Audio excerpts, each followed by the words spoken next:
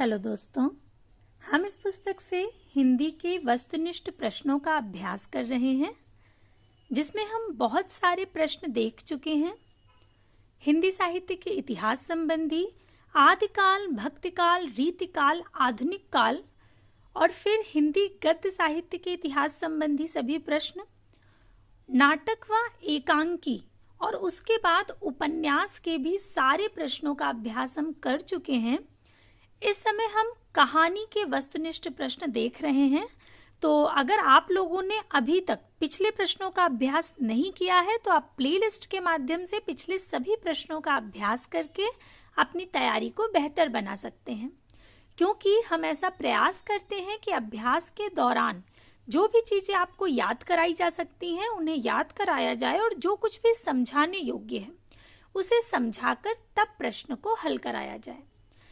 तो अगर आप लोग एक बार पिछले सभी प्रश्नों को देख लेंगे तो आपकी तैयारी तो बेहतर होगी ही, साथ में जो आगे के प्रश्न हैं, आगे की जो भी चीजें हैं वो आपको समझने में और याद करने में बहुत आसानी रहेगी।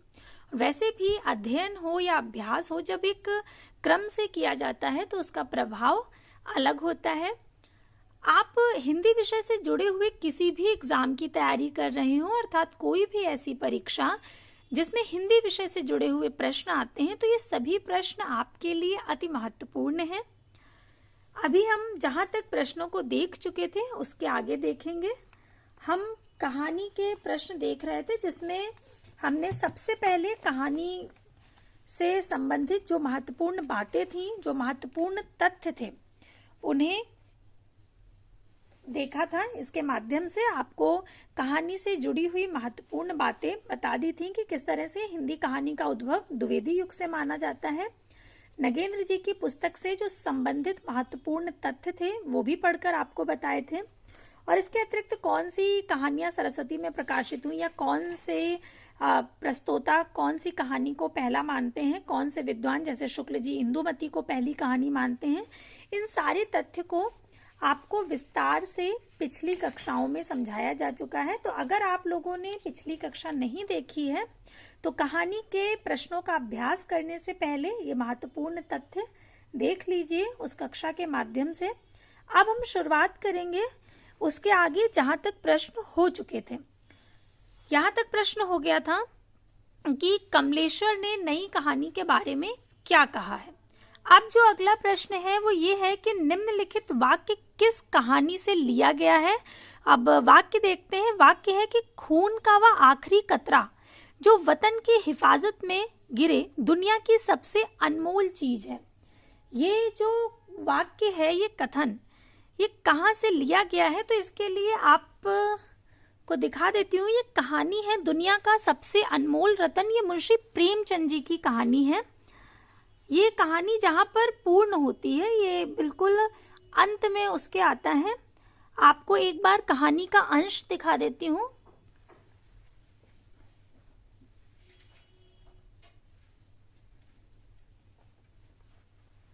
ये मुंशी प्रेमचंद जी की बहुत प्रसिद्ध कहानी है, देशभक्ति से संबंधित। ये कहानी है दुनिया का सबसे अनमोल रतन। ये आपको इसलिए दिखा रही हूं क्योंकि ये कहानी बहुत महत्वपूर्ण है। बहुत बार इससे प्रश्न पूछे जाते हैं, बहुत बार इसके पात्रों के प्रश्न पूछे जाते हैं और बहुत बार ये किसी से संबंधित है, अर्थात इसका जो कथानक है, इसकी जो कथा वस्तु है वो किस बात को लेकर के लिखी गई है या इसका आधार क्या है। तो कुछ पंक्तियां, आरंभिक कुछ पंक्तियां हम देखेंगे और फिर जो वाक्य प्रश्न में पूछा गया है वो दिखाएंगे आपको। यहां से शुरुआत होती है कि दिलफिगार एक कटीले पेड़ के नीचे दामन चाक लिए बैठा हुआ खून के आंसू बहा रहा था। वह सौंदर्य की देवी यानी मलका दिलफरेब का सच्चा और जान देने वाला प्रेमी था। उन प्रेमियों में नहीं जो इत्र फुलेल में बसकर और शानदार कपड़ों से सजकर आशिक के वेश में माशूकियत का दम भरते हैं, बल्कि उन सीधे साधे भोले भाले फिदाइयों में जो जंगल और पहाड़ों से सर टकराते हैं और फरियाद मचाते फिरते हैं। दिलफरेब ने उससे कहा था कि अगर तू मेरा सच्चा प्रेमी है तो जा और दुनिया की सबसे अनमोल चीज लेकर मेरे दरबार में आ। तो जो इसके मुख्य पात्र हैं आप समझ गए होंगे, दिलफिगार और दिलफरेब। दिलफरेब जो है वो नायिका है और वो नायिका दिलफिगार से कहती है कि दुनिया की जो सबसे अनमोल चीज है वो तुम्हें मेरे लिए लानी है।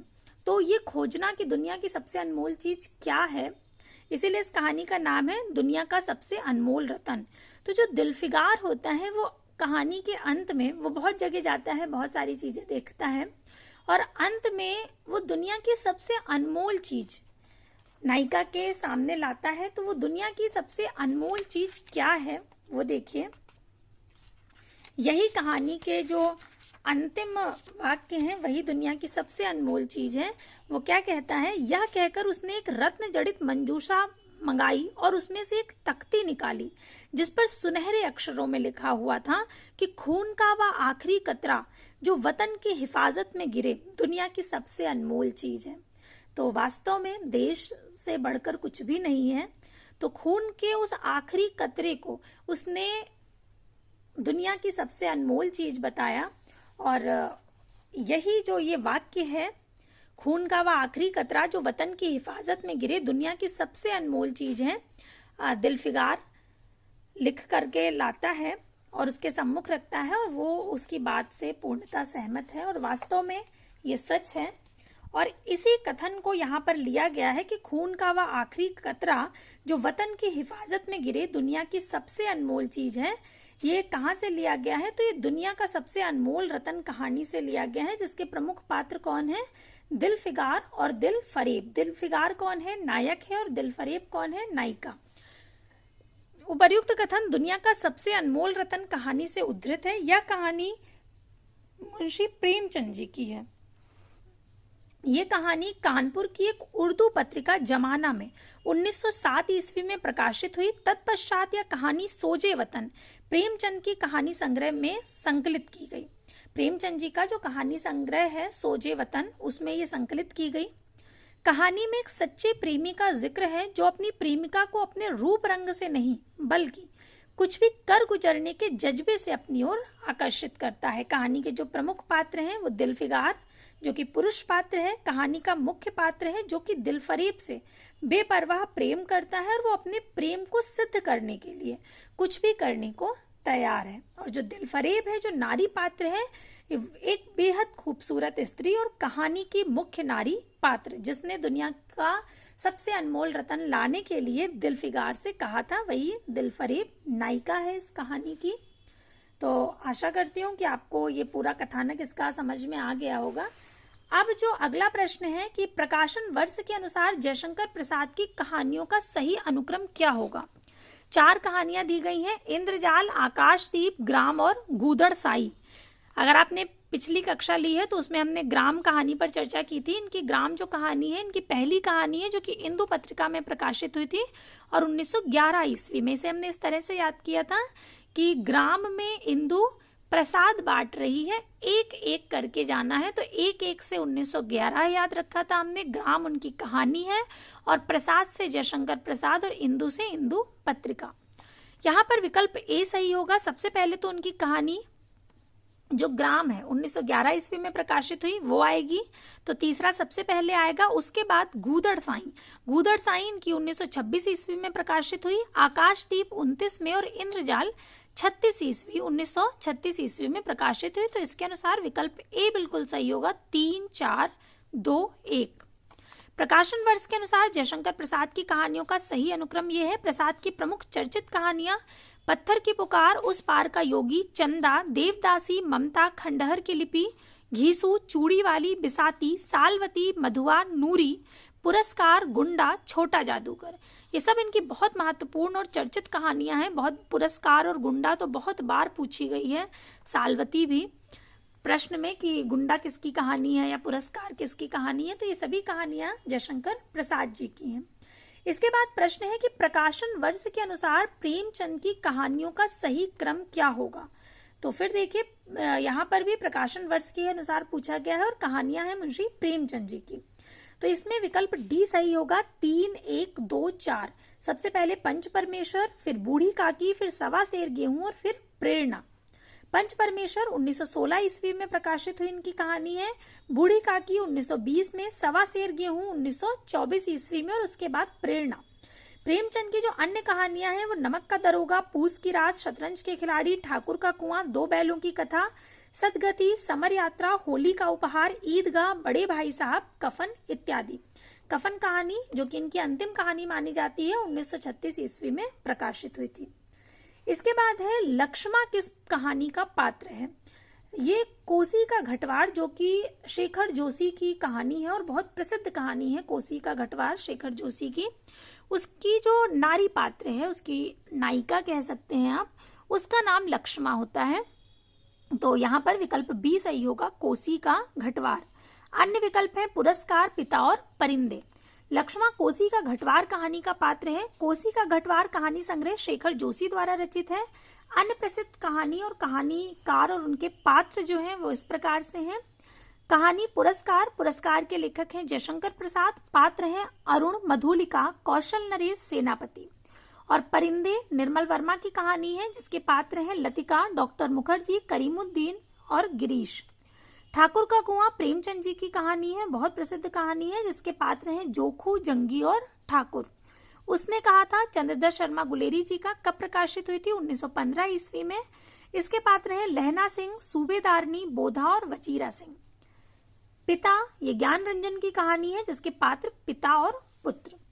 इसके बाद प्रश्न है कि चंपा द्वीप किस कहानी में आया है? दुलाई वाली में, पिता में, आकाशदीप में या गैंग्रीन में? तो ये जो चंपा द्वीप का वर्णन मिलता है ये आकाशदीप कहानी में मिलता है। विकल्प सी बिल्कुल सही होगा। चंपा द्वीप आकाशदीप कहानी में आया है। आकाशदीप जयशंकर प्रसाद का कहानी संग्रह है। प्रसाद के अन्य कहानी संग्रह है छाया, प्रतिध्वनि, आंधी, इंद्रजाल। दुलाई वाली जो कि 1907 ईस्वी में प्रकाशित हुई थी, ये बंग महिला अर्थात राजेंद्र बाला घोष की कहानी है। गैंग्रीन कहानी अज्ञे की है तथा पिता ज्ञान रंजन की कहानी है जो कि 1965 ईस्वी में प्रकाशित हुई थी। दुलाई वाली ये बंग महिला की कहानी है और इसका प्रकाशन वर्ष बहुत बार पूछा जाता है, 1907 ईस्वी में ये प्रकाशित हुई थी। अगला प्रश्न है कि निम्नलिखित में से कमलेश्वर के कहानी संग्रह कौन से हैं? बिरादरी बाहर, ठसक, राजा निर्बंसी और कस्बे का आदमी। तो राजा निर्बंसी और कस्बे का आदमी अर्थात दूसरा और चौथा जो विकल्प है ये सही होगा। तो मतलब दूसरा और चौथा जो है ये सही है, तो विकल्प के अनुसार विकल्प बी सही होगा क्योंकि उसमें दूसरा और चौथा दिया गया है। अर्थात दूसरी कहानी और चौथी कहानी जो दी गई है ये दोनों ही कमलेश्वर की हैं। कमलेश्वर के कहानी संग्रह राजा निर्बंसिया और कस्बे का आदमी। राजा निर्बंसिया 1957 में प्रकाशित हुआ और कस्बे का आदमी 58 में। कमलेश्वर के अन्य कहानी संग्रह हैं खोई हुई दिशाएं, मांस का दरिया, बयान और आजादी मुबारक। इसके बाद है परिंदे कहानी के पात्र कौन है? रिचर्ड, डॉक्टर मुखर्जी, रामधन और मिस्टर ह्यूबर्ट। तो परिंदे में डॉक्टर मुखर्जी आते हैं और मिस्टर ह्यूबर्ट। विकल्प सी सही होगा, दूसरा और चौथा। परिंदे निर्मल वर्मा जी की कहानी है। इसके पात्र डॉक्टर मुखर्जी और मिस्टर ह्यूबर्ट। परिंदे 1960 ईस्वी में प्रकाशित इनका कहानी संग्रह है। कहानीकार निर्मल वर्मा है। नामवर सिंह ने परिंदे कहानी को हिंदी की प्रथम कहानी माना है। रिचर्ड भीष्म साहनी के उपन्यास तमस का पात्र है और रामधन मुंशी प्रेमचंद के पंच परमेश्वर का पात्र। ये चीज आपको ध्यान रखनी है कि परिंदे कहानी जो कि निर्मल वर्मा की है उसे हिंदी की पहली कहानी किसने माना है? तो नामवर सिंह जी ने। इसके अतिरिक्त जब हम शुक्ल जी की बात करते हैं, आचार्य रामचंद्र शुक्ल, ये सारे प्रश्न बहुत महत्वपूर्ण हैं कि आचार्य रामचंद्र शुक्ल जी ने किस कहानी को हिंदी की पहली कहानी माना है? तो उन्होंने माना है इंदुमती को। किसे माना है? इंदुमती को माना है। और यहाँ पर बात हो रही है परिंदे। परिंदे किसने माना है? निर्मल वर्मा। निर्मल वर्मा जी की कहानी है। निर्मल वर्मा जी ने माना नहीं है। निर्मल वर्मा की कहानी है परिंदे, जिसे डॉक्टर नामवर सिंह जी ने हिंदी की पहली कहानी माना है। तो ध्यान रखिएगा, परिंदे निर्मल होते हैं। तो परिंदे कहानी किसकी है? निर्मल वर्मा जी की है। और किसने इसे हिंदी की पहली कहानी माना है? तो नामवर सिंह जी ने। इसके अतिरिक्त इंदुमती को किसने माना है? तो आचार्य रामचंद्र शुक्ल जी ने।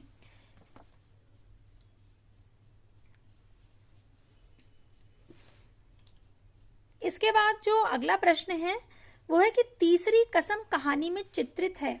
कौन से स्थान तीसरी कसम कहानी में चित्रित हैं? तो फारबिसगंज और सिरपुर बाजार, ये दोनों ही तीसरी कसम कहानी जब आप पढ़ेंगे तो ये दोनों ही स्थान आपको उसमें मिलेंगे। फारबिसगंज तथा सिरपुर बाजार ये तीसरी कसम कहानी में चित्रित हैं। तीसरी कसम उर्फ मारे गए गुलफाम, उसमें जो हीरामन होता है वो तीसरी कसम क्या खाता है कि कभी भी कंपनी की किसी महिला को अपनी गाड़ी पर नहीं बिठाएगा। उसके साथ कई घटनाएं घटती हैं हीरामन के साथ। एक बार जब वो अपनी गाड़ी पर बहुत सारे बांस रख करके ले जाता है तब वो एक कसम खाता है, फिर ऐसी ही दूसरी घटना घटती है तब वो कसम खाता है, और जब तीसरी, यहाँ पर क्योंकि कहानी का नाम है तीसरी कसम उर्फ मारे गए गुलफाम, तो जब वो हीराबाई को अपनी गाड़ी पर बिठाता है, वो गाड़ीवान होता है, तो जो उसकी तीसरी कसम है वो यही होती है कि अब वो किसी भी कंपनी की महिला को गाड़ी पर नहीं बिठाएगा। तो तीसरी कसम उर्फ मारे गए गुलफाम के लेखक फणीश्वरनाथ रेणु हैं। हीरामन नामक गाड़ीवान तथा नौटंकी कंपनी में काम करने वाली हीराबाई इस कहानी के प्रमुख पात्र हैं। इस पर फिल्म भी बनी है, हो सकता है आप लोगों ने देखी भी हो, बहुत अच्छी है। अगर इसके जो गाने हैं बहुत प्रसिद्ध हुए, तो अगर आप लोगों ने नहीं देखा है तो अवश्य देख लीजिएगा। इसके बाद अगला जो प्रश्न है वो है कि निम्नलिखित में से नई कहानी आंदोलन के कहानीकार कौन है? 4 नाम है, दूधनाथ सिंह, निर्मल वर्मा, राजकमल चौधरी और राजेंद्र यादव। तो निर्मल वर्मा और राजेंद्र यादव ये नई कहानी आंदोलन के कहानीकार है, तो इसके अनुसार विकल्प बी सही होगा। निर्मल वर्मा और राजेंद्र यादव ये नई कहानी आंदोलन के कहानीकार हैं, जबकि दूधनाथ सिंह अकहानी आंदोलन के कहानीकार हैं। यहाँ पर प्रमुख कहानी आंदोलन और उनके प्रवर्तक दिए गए हैं। नई कहानी आंदोलन के जो प्रवर्तक रहे वे, उनमें 3 नाम आते हैं, राजेंद्र यादव, मोहन राकेश और कमलेश्वर। कमलेश्वर का नाम इसके अतिरिक्त समांतर कहानी से भी जुड़ा हुआ है। अकहानी ये गंगा प्रसाद विमल इसके प्रवर्तक रहे। सचेतन कहानी के महीप सिंह, सहज कहानी के अमृत राय और समांतर कहानी के कमलेश्वर और सक्रिय कहानी राकेश वत्स इसके प्रवर्तक रहे हैं। तो ये सहज कहानी किसकी है? अमृत राय। सहज कहानी अर्थात ये आंदोलन है, सहज कहानी आंदोलन, जिसके प्रवर्तक रहे अमृत राय। ये सभी बहुत महत्वपूर्ण है।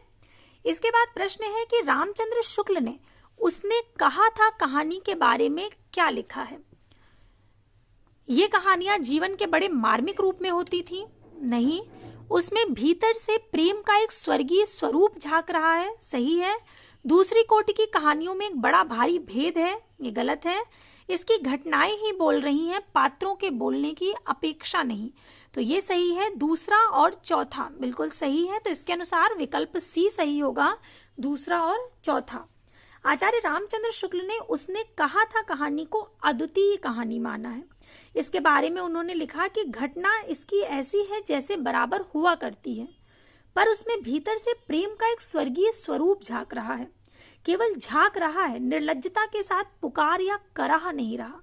वास्तव में इस कहानी में जो प्रेम दिखता है वो स्वर्गीय है, इतना पवित्र प्रेम कि वास्तव में जब आप इसे देखते हैं, इस पर भी इसे भी नाटक के रूप में और फिल्म के रूप में दर्शाया गया है, और इसे जब आप देखेंगे तो भावुक कर देने वाली कहानी, वास्तव में एक स्वर्गीय स्वरूप इसमें दिखाई देता है। और शुक्ल जी का जो अन्य कथन है बहुत महत्वपूर्ण कि इसकी घटनाएं ही बोल रही हैं, पात्रों के बोलने की अपेक्षा नहीं। चंद्रधर शर्मा गुलेरी द्वारा रचित कहानी उसने कहा था का प्रकाशन 1915 ईस्वी को सरस्वती पत्रिका में हुआ था। रामचंद्र शुक्ल ने चंद्रधर शर्मा गुलेरी के विषय में लिखा कि यह बेधड़क कहा जा सकता है कि शैली की जो विशिष्टता और अर्थगर्भित वक्रता गुलेरी में मिलती है और किसी लेखक में नहीं। इसके बाद प्रश्न है कि मोहन राकेश के कहानी संग्रहों का प्रकाशन वर्ष के अनुसार सही अनुक्रम क्या होगा? तो यहाँ पर विकल्प बी सही होगा, 2, 4, 3, 1। सबसे पहले नए बादल, फिर जानवर और जानवर, फिर एक और जिंदगी और फिर फौलाद का आकाश। प्रकाशन वर्ष के अनुसार मोहन राकेश के कहानी संग्रह नए बादल 1957, जानवर और जानवर 1958, एक और जिंदगी 1961, फौलाद का आकाश 1966। आषाढ़ का एक दिन, लहरों के राजहंस तथा आधे अधूरे आदि मोहन राकेश के प्रमुख नाटक हैं। मोहन राकेश जी के नाटकों को जब हमने नाटक और एकांकी के वस्तुनिष्ठ प्रश्नों का अभ्यास किया था तब विस्तार से देखा और समझा था। अगला है कि परिंदे संग्रह में संकलित कहानियों की संख्या कितनी है। परिंदे जो निर्मल वर्मा जी का कहानी संग्रह है उसमें कितनी कहानियां संकलित हैं? तो विकल्प सी सही होगा, 7। अन्य विकल्प है 9, 5 और 13। परिंदे संग्रह में संकलित कहानियों की संख्या 7 है। परिंदे 1960 ईस्वी में प्रकाशित इनका कहानी संग्रह है निर्मल वर्मा जी का। इसको आप ऐसे याद रख सकते हो कि परिंदे में 7 कहानियां हैं। जब परिंदे आकाश में उड़ते हैं तो आपने देखा होगा कि किस तरह से वे साथ साथ उड़ते हैं, साथ साथ उड़ते हैं। उनका देखिए कितना अनुशासित होकर के और आकाश में हमेशा साथ उड़ते दिखाई देते हैं। तो परिंदे कैसे उड़ते हैं? साथ साथ। तो साथ साथ से आप 7 याद रख सकते हैं कि परिंदे में 7 कहानियां संकलित हैं। जो परिंदे निर्मल वर्मा का कहानी संग्रह है उसमें कितनी कहानियां संकलित हैं? तो 7। इसके अतिरिक्त इनके जो कहानी संग्रह है वो जलती झाड़ी, पिछली गर्मियों में, बीच बहस में, कव्वे और काला पानी आदि। फिर प्रश्न है कि निम्नलिखित में से कौन सी कहानी ठुमरी कहानी संग्रह में नहीं है? आदिम रात्रि की महक, पंचलाइट, तीसरी कसम और रसप्रिया। तो विकल्प ए सही होगा, आदिम रात्रि की महक। ये ठुमरी कहानी संग्रह में नहीं है। आदिम रात्रि की महक कहानी ठुमरी कहानी संग्रह में नहीं है, जबकि तीसरी कसम, पंचलाइट तथा रसप्रिया कहानी ठुमरी कहानी संग्रह में संकलित है। ठुमरी कहानी संग्रह के लेखक फणीश्वरनाथ रेणु हैं। आदिम रात्रि की महक एक कथा संग्रह है। इस संग्रह में कुल 14 कहानियां संकलित हैं, जिसके लेखक कौन है? फणीश्वरनाथ रेणु। फिर प्रश्न है कि चंद्रदेव से मेरी बातें हिंदी साहित्य की पहली कहानी थी जिसने अपने समय की राजनीति और अर्थनीति को केंद्रीय कथ्य बनाया। यह किसका कथन है? ये कथन है भवदेव पांडे जी का। विकल्प डी सही होगा। अन्य विकल्प हैं देवी शंकर अवस्थी, मधुरेश और नामवर सिंह। चंद्रदेव से मेरी बातें हिंदी साहित्य की पहली कहानी थी जिसने अपने समय की राजनीति और अर्थनीति को केंद्रीय कथ्य बनाया। यह कथन भवदेव पांडे का है। चंद्रदेव से मेरी बातें कहानी सर्वप्रथम सरस्वती पत्रिका में 1904 ईस्वी में प्रकाशित हुई थी। इसकी लेखिका है राजेंद्र बाला घोष, जो कि बंग महिला के नाम से प्रसिद्ध है। फिर जो अगला प्रश्न है वो है जयशंकर प्रसाद जी की मधुआ कहानी किसके बारे में है? रईसों द्वारा गरीबों के शोषण की, अशिक्षित जन समुदाय की, अंधविश्वास की या शराबी के हृदय परिवर्तन के बारे में? तो विकल्प डी बिल्कुल सही होगा। जो मधुआ कहानी है वो शराबी के हृदय परिवर्तन के बारे में है। जयशंकर प्रसाद की कहानी मधुआ एक शराबी और बालक मधुआ पर केंद्रित है। इस कहानी में शराबी के हृदय परिवर्तन को दिखाया गया है। प्रसाद का प्रथम कहानी संग्रह छाया, ये हिंदी का भी प्रथम कहानी संग्रह है। और पत्थर की पुकार, सालवती, गुंडा, पुरस्कार तथा छोटा जादूगर, ये प्रसाद की चर्चित कहानियां हैं। जैसा कि अभी हम लोग चर्चा कर चुके हैं कि प्रसाद की ये कहानियां बहुत पूछी जाती हैं, जिनमें से गुंडा, सालवती, पुरस्कार, ये तो बहुत पूछी गई कहानियां हैं। प्रश्न में अक्सर आता है कि पुरस्कार किसकी कहानी, और पुरस्कार कहानी के पात्र भी बहुत पूछे जाते हैं। अगला प्रश्न है कि सुनंदा जैनेन्द्र की किस कहानी का पात्र है? तो जैनेन्द्र की प्रसिद्ध कहानी है पत्नी, उसी की पात्र है सुनंदा। विकल्प बी सही होगा, पत्नी। अन्य विकल्प है पाजेब, जनता और मास्टर जी। जैनेन्द्र की कहानी पत्नी की पात्र सुनंदा है। सर्वप्रथम हिंदी साहित्य में व्यक्ति को महत्व जैनेन्द्र की कहानियों के माध्यम से मिला। जैनेन्द्र की प्रथम कहानी खेल विशाल भारत में प्रकाशित है। फांसी, वातायन, नीलम देश की राजकन्या, पाजेब आदि जैनेन्द्र के महत्वपूर्ण कहानी संग्रह हैं। फिर अगला प्रश्न है कि निम्न में से कौन सी कहानी प्रेमचंद की नहीं है? तो जैसा कि अभी हम जयशंकर प्रसाद जी की कहानी देख रहे थे और उसमें हमने पुरस्कार देखा था कि पुरस्कार जयशंकर प्रसाद जी की कहानी है। तो जैसे ही पुरस्कार आप देखेंगे तुरंत पहचान जाएंगे कि ये जयशंकर प्रसाद जी की कहानी है। तो जब ये जयशंकर प्रसाद जी की है तो प्रेमचंद जी की नहीं हो सकती। विकल्प सी सही होगा। और स्वाभाविक है कि अन्य तीनों कहानियां प्रेमचंद जी की ही होंगी, आभूषण, लांछन और सत्याग्रह। पुरस्कार कहानी प्रेमचंद की नहीं है बल्कि जयशंकर प्रसाद की है। शेष कहानियां प्रेमचंद जी की हैं। जयशंकर प्रसाद का प्रथम कहानी संग्रह छाया हिंदी का भी प्रथम कहानी संग्रह है। प्रेमचंद की 300 कहानियां मानसरोवर शीर्षक से 8 भागों में प्रकाशित हैं। फिर प्रश्न है कि अज्ञे की शरणदाता कहानी किससे संबंधित है? प्राकृतिक सौंदर्य की कहानी, नारी उत्पीड़न, विभाजन की विभीषिका या मानव प्रेम? तो विकल्प सी बिल्कुल सही होगा। इनकी जो शरणदाता कहानी है वो विभाजन की विभीषिका से संबंधित है। अज्ञे की शरणदाता कहानी विभाजन की विभीषिका से जुड़ी कहानी है। रफीकुद्दीन और देविंदर लाल कहानी के मुख्य पात्र हैं। अज्ञे प्रेमचंदोत्तर युग के कहानीकार हैं। विपद का, परंपरा, कोठरी की बात, शरणार्थी, जयदोल आदि इनके प्रमुख कहानी संग्रह हैं। फिर प्रश्न है कि किस रचनाकार की कहानियां बादलों के घेरे नामक संग्रह में संकलित हैं? ममता कालिया, आचार्य रामचंद्र शुक्ल, कृष्णा सोबती या प्रेमचंद? तो विकल्प सी सही होगा, कृष्णा सोबती। कृष्णा सोबती का जो बादलों के घेरे कृति है ये इनका कहानी संग्रह है, इसमें इनकी कहानियां संकलित हैं। कृष्णा सोबती की कहानियां बादलों के घेरे जो कि 1980 ईस्वी में प्रकाशित हुआ था, इनका संग्रह है, जिसमें ममता कालिया की, जबकि ममता कालिया की जो कहानियां हैं वे छुटकारा, सीट नंबर 6, एक अदत औरत, बोलने वाली औरत, मुखौटा आदि कहानी संग्रह हैं। फिर प्रश्न है कि जॉर्ज पंचम की नाक कहानी का लेखक कौन है? तो विकल्प ए सही होगा, कमलेश्वर।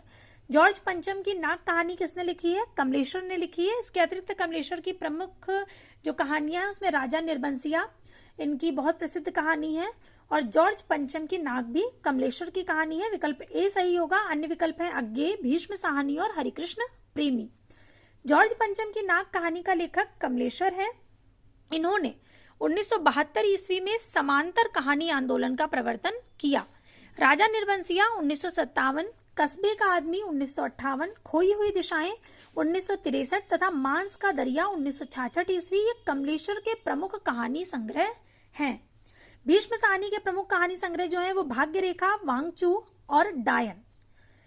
फिर प्रश्न है कि नई कहानी वर्ग के कहानीकारों में निम्न में से किसका नाम नहीं आता है? तो पहला ही नाम देख करके आप जान गए होंगे, किशोरी लाल गोस्वामी जी। ये नए कहानीकारों में नहीं आते हैं। विकल्प ए सही होगा, किशोरी लाल गोस्वामी। अन्य विकल्प है मोहन राकेश, कमलेश्वर और राजेंद्र प्रसाद। यहाँ पर राजेंद्र प्रसाद गलत लिखा है, राजेंद्र यादव होगा। अभी हमने नई कहानी आंदोलन के प्रवर्तक के नाम पढ़े थे, जिनमें 3 नाम आते हैं, मोहन राकेश, कमलेश्वर और राजेंद्र यादव। इसके अतिरिक्त कमलेश्वर का नाम समांतर कहानी आंदोलन से भी जुड़ा हुआ है, उसमें भी आता है। किशोरीलाल गोस्वामी हिंदी कहानी के प्रारंभिक युग के रचनाकार हैं। इनकी कहानी इंदुमती जो कि 1900 ईस्वी में प्रकाशित हुई थी, जिसे आचार्य रामचंद्र शुक्ल जी ने हिंदी की प्रथम कहानी भी माना है, जबकि नई कहानी आंदोलन का प्रवर्तन 1956 ईस्वी से हुआ। राजेंद्र यादव, मोहन राकेश और कमलेश्वर ये इसके प्रवर्तक हैं। कब से शुरुआत हुई? 1956 ईस्वी से। नीचे दिया गया है कि प्रश्न में राजेंद्र प्रसाद दिया गया है, जबकि नई कहानी के प्रवर्तकों में राजेंद्र यादव हैं। प्रसाद ये नहीं होगा, राजेंद्र यादव सही होगा। इसके बाद है गुलेरी जी की उसने कहा था कहानी का सार क्या है? निस्वार्थ बलिदान, अपराध का मनोविज्ञान, अमृतसर का जनजीवन या युद्ध की आवश्यकता? तो विकल्प ए सही होगा, निस्वार्थ बलिदान। उसने कहा था कहानी में जो प्रेम का निस्वार्थ भाव दिखाया गया है, जिस तरह से लहना सिंह निस्वार्थ बलिदान करता है अपने प्रेम में, वो अद्भुत है। उसने कहा था कहानी 1915 ईस्वी में सरस्वती पत्रिका में प्रकाशित हुई थी। ध्यान रखिएगा, बहुत बार ये भी पूछा जाता है कि उसने कहा था कहानी किस पत्रिका में प्रकाशित हुई थी? तो सरस्वती पत्रिका में प्रकाशित हुई थी। यह कहानी प्रथम विश्व युद्ध की पृष्ठभूमि पर लिखी गई। इस कहानी का मुख्य पात्र लहना सिंह अपने बचपन के प्रेम के लिए अपनी जान का निस्वार्थ बलिदान देता है। यह फ्लैशबैक या पूर्व दीप्त पद्धति पर लिखी हिंदी की प्रथम कहानी है। गुलेरी जी ने कुल 3 कहानियां लिखी, सुखमय जीवन, बुद्धू का कांटा और उसने कहा था, जो क्रमशः 1911, 1914 और 1915 में प्रकाशित हुई। उसने कहा था कहानी किस वर्ष सरस्वती में छपी थी? तो 1915 ईस्वी में। अन्य विकल्प है 1910, 1912 और 1916। उसने कहा था कहानी 1915 ईस्वी में सरस्वती पत्रिका में छपी। इसके कहानीकार चंद्रधर शर्मा गुलेरी हैं। उसने कहा था प्रेम संवेदना की कहानी है, या प्रथम विश्व युद्ध की पृष्ठभूमि पर लिखी गई कहानी है, या फ्लैशबैक या पूर्व दीप्त पद्धति पर लिखी हिंदी की प्रथम कहानी है। सुखमय जीवन, बुद्धू का कांटा गुलेरी जी की अन्य प्रमुख कहानियां हैं। सुखमय जीवन 1911, बुद्धू का कांटा 1914 और उसने कहा था 1915 में प्रकाशित हुई। फिर प्रश्न है कि समुद्र संतरण कहानी के रचयिता कौन है? तो समुद्र संतरण जो कहानी है ये जयशंकर प्रसाद जी की है, विकल्प ए सही होगा। अन्य विकल्प है हजारी प्रसाद द्विवेदी, यशपाल और जैनेन्द्र। समुद्र संतरण कहानी के रचयिता जयशंकर प्रसाद हैं। जयशंकर प्रसाद द्वारा रचित कहानी है छाया, प्रतिध्वनि, आकाशदीप, आंधी और इंद्रजाल। इनके कहानी संग्रह है और जो इनकी चर्चित कहानियां हैं वे है पत्थर की पुकार, उस पार का योगी, चंदा, देवदासी, पुरस्कार, विसाती आदि। जयशंकर प्रसाद की प्रथम कहानी 1911 ईस्वी में ग्राम शीर्षक से इंदु पत्रिका में प्रकाशित हुई थी, जिसको हम लोग पहले भी याद कर चुके हैं कि ग्राम में प्रसाद बट रहा है, कौन बांट रहा है? इंदु बांट रही है और एक एक करके जाना है, इस तरह से याद किया था। तो ग्राम हो गया कहानी का नाम, प्रसाद से जयशंकर प्रसाद की कहानी, और इंदु से इंदु पत्रिका में छपी और सन 1911 ईस्वी में छपी। तो जयशंकर प्रसाद की प्रथम कहानी 1911 ईस्वी में ग्राम शीर्षक से इंदु पत्रिका में प्रकाशित हुई। प्रसाद जी की अंतिम कहानी सालवती को माना जाता है। छाया जो कि 1912 ईस्वी में प्रकाशित हुई, प्रसाद की प्रथम कहानी संग्रह होने के साथ ही ये हिंदी का भी प्रथम कहानी संग्रह है।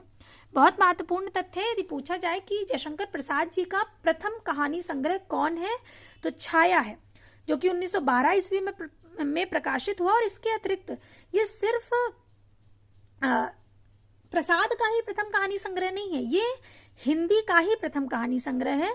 और यशपाल की चर्चित कहानियां हैं पिंजड़े की उड़ान, ज्ञानदान, अभिशप्त, फूलों का कुर्ता और चित्र का शीर्षक आदि। जैनेन्द्र की प्रमुख कहानियां हैं फांसी, वातायन, नीलम देश की राजकन्या, एक रात दो चिड़िया आदि। हिंदी कहानी का उद्भव द्विवेदी युग से माना जाता है। ये इस पर हम लोग जब आरंभ में हमने कहानी के महत्वपूर्ण तथ्यों पर चर्चा की थी तब आपको बताया था कि हिंदी कहानी की जो शुरुआत होती है वो द्विवेदी युग से ही होती है, क्योंकि भारतेंदु युग में निबंध तो लिखे गए लेकिन कहानियां नहीं मिलती हैं। फिर अगला प्रश्न है कि किस रचनाकार की कहानी माया दर्पण पर फिल्म बनी, जिसे 1973 ईस्वी का सर्वश्रेष्ठ हिंदी फिल्म का पुरस्कार प्राप्त हुआ था? बहुत महत्वपूर्ण है। ये माया दर्पण जो कहानी है ये निर्मल वर्मा जी की है, विकल्प ए सही होगा। इसमें तरन नाम की नायिका होती है जो कि एक बहुत रईस जमींदार की बेटी होती है और उसे जो एक सामाजिक बंधन होता है कि अपने पिता की जो मर्यादा है समाज में, जो उनकी इज्जत है, उसे चुनना है या अपने प्रेमी को चुनना है। एक बहुत उसके मन का जो अंतर्द्वंद है वो दिखाया गया है और बहुत कह सकते हैं बहुत ही मार्मिक तरह से और बहुत सुंदर तरीके से उस चीज को दर्शाया गया है कि किस तरह से नायिका निरंतर अंतर्द्वंद में रहती है और वो अंत में अपने प्रेमी को चुनती है। तो यहाँ पर विकल्प ए निर्मल वर्मा बिल्कुल सही होगा। अन्य विकल्प हैं भीष्म साहनी, ममता कालिया और शेखर जोशी। इसकी जो नायिका है उसका नाम तरन होता है। निर्मल वर्मा की कहानी माया दर्पण पर फिल्म बनी, जिसे 1973 ईस्वी का सर्वश्रेष्ठ हिंदी फिल्म का पुरस्कार प्राप्त हुआ। निर्मल वर्मा की प्रमुख कहानियां हैं परिंदे, जलती झाड़ी, पिछली गर्मियों में, बीच बहस में, कव्वे और काला पानी। डॉक्टर नामवर सिंह ने निर्मल वर्मा कृत परिंदे को नई कहानी की पहली कृति माना है। वर्ष 1985 में निर्मल वर्मा को कव्वे और काला पानी कहानी संग्रह के लिए साहित्य अकादमी पुरस्कार प्राप्त हुआ। निर्मल वर्मा नई कहानी आंदोलन के महत्वपूर्ण कहानीकार हैं। 1999 में इन्हें ज्ञानपीठ पुरस्कार मिला। फिर अगला प्रश्न है कि अज्ञे की शरणदाता कहानी में किसका वर्णन किया गया है? तो विकल्प ए सही होगा, सांप्रदायिकता विरोधी कहानी। अन्य है नारी ममता की कहानी, बाल शोषण की कहानी और मानव संघर्ष की कहानी। तो यहाँ पर विकल्प ए सही है। अज्ञे की शरणदाता कहानी में सांप्रदायिक विरोधी भावनाओं का वर्णन किया गया है। अज्ञेकृत शरणदाता कहानी अपनी मूल संवेदना के भयावह दृश्यों और घटनाओं को प्रस्तुत करते हुए शरणागत की रक्षा, सांप्रदायिक सद्भाव, मानवता की सेवा आदि का संदेश देने में पूर्णतः सफल है। अज्ञे की जो प्रमुख कहानियां हैं वे हैं विपत का, परंपरा, कोठरी की बात, शरणार्थी, जयदोल, अमर वल्लरी आदि। अज्ञे प्रयोगवाद और नई कहानी को साहित्य जगत में प्रतिष्ठित करने वाले कवि भी हैं। फिर अगला प्रश्न है कि प्रेमचंद की पूस की रात कहानी कैसी कहानी है? अशिक्षा के अभिशाप की कहानी है, भारतीय किसान के टूटने की कहानी है, उच्च वर्ग की कहानी है, या भारतीय मध्यम वर्ग मिथ्याभिमान की कहानी है? तो विकल्प बी सही होगा, भारतीय किसान के टूटने की कहानी है। पूस की रात 1930 ईस्वी में प्रकाशित कहानी केंद्र में किसान और उसकी ऋणग्रस्तता है। कर्ज के जाल में फंसा किसान किस तरह मजदूर बन जाने को मजबूर होता है, इसका मार्मिक चित्रण है। कहानी का मुख्य पात्र हल्कू और उसका कुत्ता जबरा है। फिर प्रश्न है कि निम्नलिखित में से कौन सी कहानी जयशंकर प्रसाद द्वारा लिखी गई है?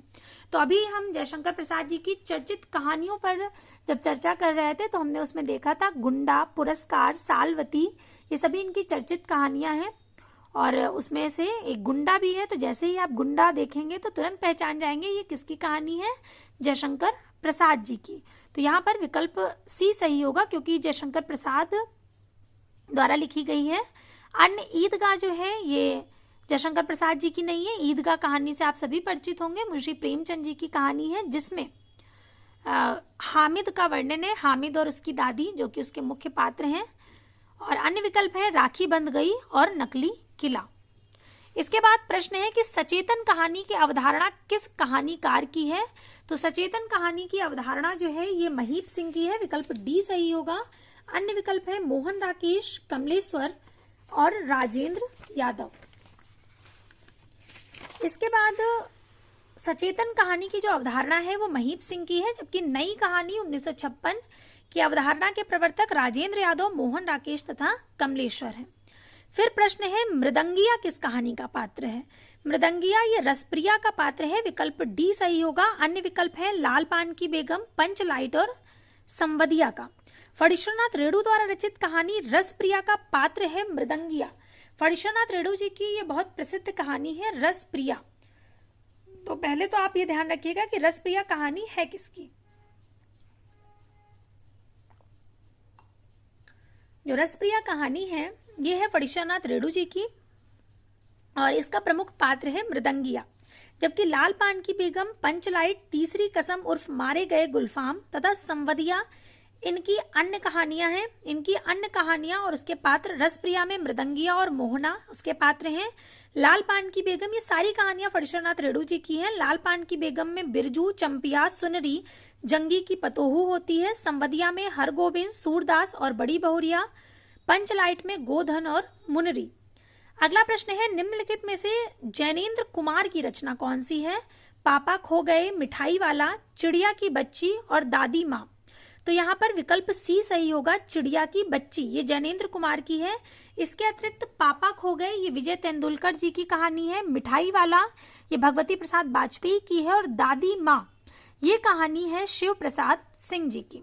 इसको आप ऐसे याद रख सकते हैं, ये सारी कहानियां जो हैं ये बहुत महत्वपूर्ण हैं। जैसे कि पापा खो गए, तो आपको कैसे याद रखना है? पापा खो गए तो किसके पापा खोए हैं? विजय के। आपको बस इतना याद रखना है, जैसे ही मैं कहूं कि पापा खो गए, पापा खो गए, ये सिर्फ याद रखने के लिए है, इस तरह से आपको याद रह सकता है। पापा खो गए किसके? विजय के। तो विजय से आप विजय तेंदुलकर शब्द याद रखेंगे। अगली जो कहानी है वो है मिठाई वाला। क्या कहानी है? मिठाई वाला, और ये है भगवती प्रसाद वाजपेयी जी की। किसकी है? भगवती प्रसाद वाजपेयी जी की। तो इसको आप ऐसे याद रख सकते हैं कि मिठाई कैसे मिलेगी, या भगवती के प्रसाद में मिठाई मिली। मिठाई कहाँ मिली? भगवती के प्रसाद में। भगवती के प्रसाद में क्या मिला? मिठाई। तो इससे आप इस तरह से याद रख सकते हैं, मिठाई से मिठाई वाला, कहानी का नाम याद रखेंगे और मिठाई कहाँ मिली थी? तो भगवती के प्रसाद में। इसके बाद जो अगली कहानी है वो है दादी माँ। कहानी का नाम है दादी माँ और इसके लेखक कौन है? शिव प्रसाद सिंह जी। शिव प्रसाद सिंह जी इसके लेखक हैं। और इसको आप कैसे याद रखेंगे कि शिव जी के विषय में दादी माँ बता रही है। शिव जी की कहानियां कौन सुना रहा है? तो दादी जी। दादी माँ क्या कर रही है? शिव जी के बारे में बता रही है, तो शिव प्रसाद सिंह। मिठाई कहाँ मिली? भगवती के प्रसाद में, तो मिठाई वाला भगवती प्रसाद वाजपेयी की कहानी हो गई।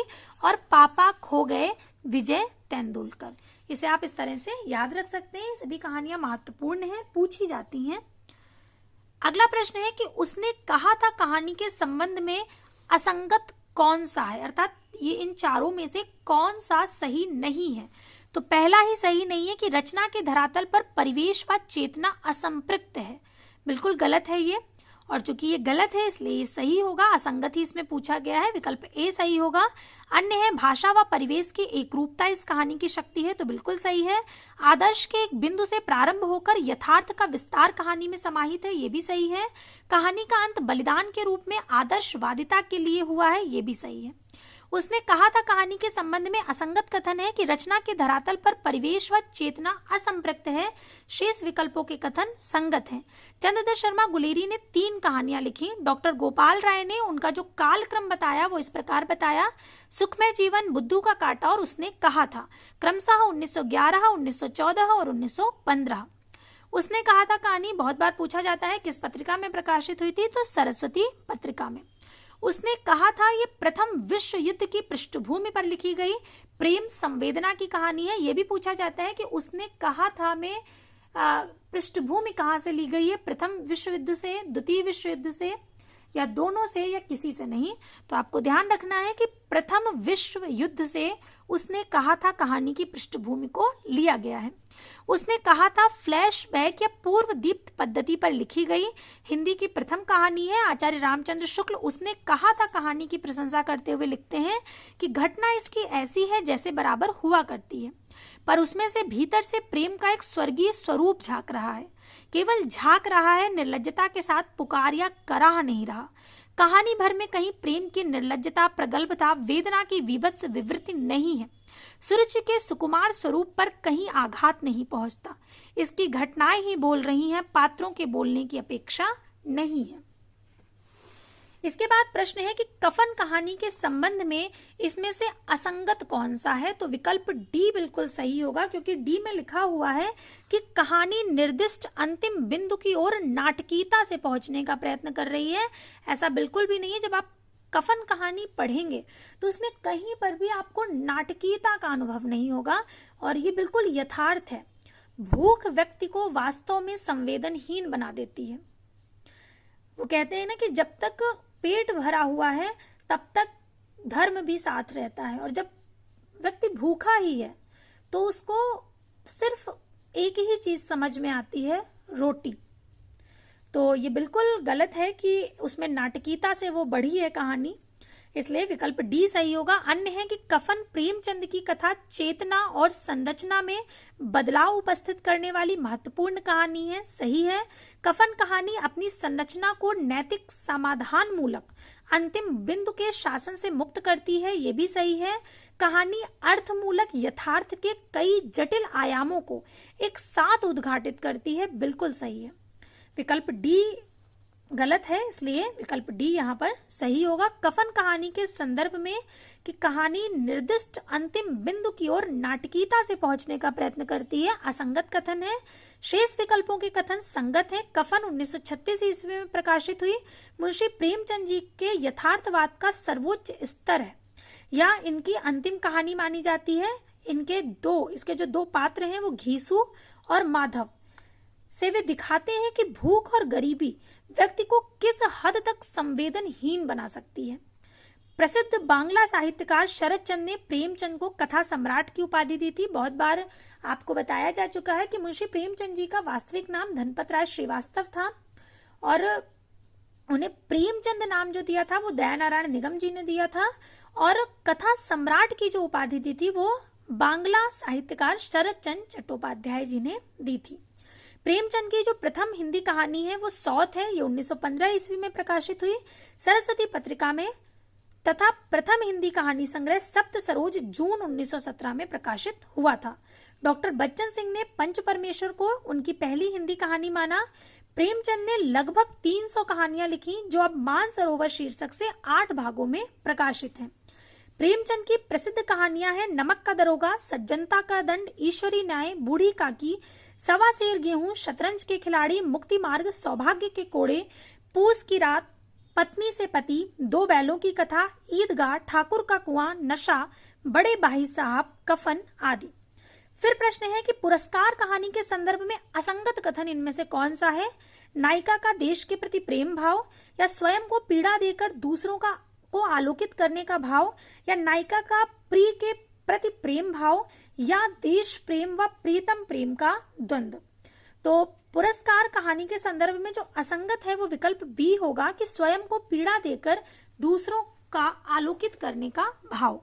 अन्य सभी सही है। पुरस्कार कहानी के संदर्भ में विकल्प जो बी है वो असंगत है, शेष विकल्प सही है। जयशंकर प्रसाद द्वारा रचित पुरस्कार कहानी में कर्तव्य और वैयक्तिक प्रेम के अंतर द्वंद्व में कर्तव्य के आगे प्रेम के त्याग का आदर्श स्थापित किया गया है। पुरस्कार कहानी के जो प्रमुख पात्र हैं वे हैं अरुण, मधुलिका, कौशल नरेश और सेनापति। जयशंकर प्रसाद की प्रथम कहानी सन 1911 ईस्वी में ग्राम शीर्षक से इंदु पत्रिका में प्रकाशित हुई। जयशंकर प्रसाद की अंतिम कहानी सालवती को माना जाता है। जयशंकर प्रसाद के जो प्रमुख कहानी संग्रह और चर्चित कहानियां हैं तो कहानी संग्रह में छाया, प्रतिध्वनि, आकाशदीप, आंधी और इंद्रजाल आते हैं। और वहीं चर्चित कहानियों में पत्थर की पुकार, उस पार का योगी, चंदा, देवदासी, ममता, खंडहर की लिपि, घीसू, चूड़ी वाली, बिसाती, मधुआ, नूरी, गुंडा, छोटा जादूगर और चक्रवर्ती का रहस्य आदि। इसमें से ये जो तथ्य है कि जयशंकर प्रसाद जी की प्रथम कहानी सन 1911 ईस्वी में ग्राम शीर्षक से इंदु पत्रिका में प्रकाशित हुई थी, इसे हम इतने बार देख चुके हैं। अभी इसी कक्षा में हमने कम से कम 3 से 4 बार इसे पढ़ा और देखा। यही अभ्यास का लाभ होता है कि हम चीजों को बार बार देखते हैं, बार बार पढ़ते हैं। तो बार बार देखने और बार बार पढ़ने से वो बिना प्रयास ही हमें कब याद हो जाती है, कब रट जाती है, बिल्कुल पता ही नहीं चलता है। इसीलिए अभ्यास बहुत महत्वपूर्ण है। तो इसी तरह से आप लोग अभ्यास के साथ जुड़े रहिए और अपनी तैयारी को बेहतर करिए। आज के लिए हम लोग इतने ही प्रश्नों को रखते हैं। 1070 प्रश्न हमने आज देख लिए हैं। इसके आगे के जो प्रश्न हैं उनका अभ्यास हम अगली क्लास में करेंगे। तब तक के लिए धन्यवाद।